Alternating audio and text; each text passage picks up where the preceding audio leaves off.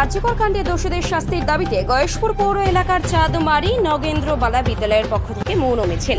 এদিন স্কুল থেকে ওই মৌন মিছিল শুরু হয়। এরপর বেদি ভবন, নির্মল মোড় হয়ে পৌরসভা হয়ে আবার বিদ্যালয়ে এসে শেষ হয়। এরপর বিদ্যালয়ের মধ্যে বসে আরজিকর কাণ্ডের প্রতিবাদে অবস্থান আন্দোলন করে পড়ুয়ারা।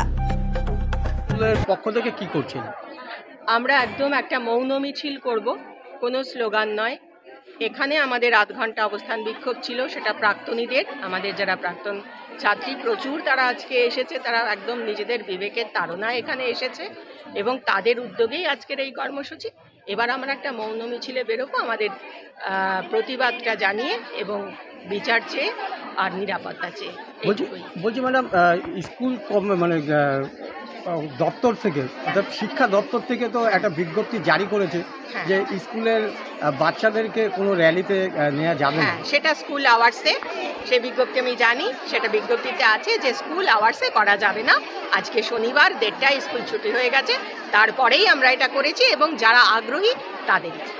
এটা কোনো বাধ্যতামূলক নয়।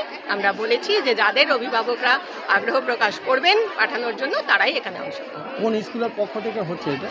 চাঁদমারি নগেন্দ্রবালা বালিকা বিদ্যালয়। আপনার পরিচয়? প্রধান শিক্ষিকা, চাঁদমারি নগেন্দ্রবালা বালিকা বিদ্যালয়।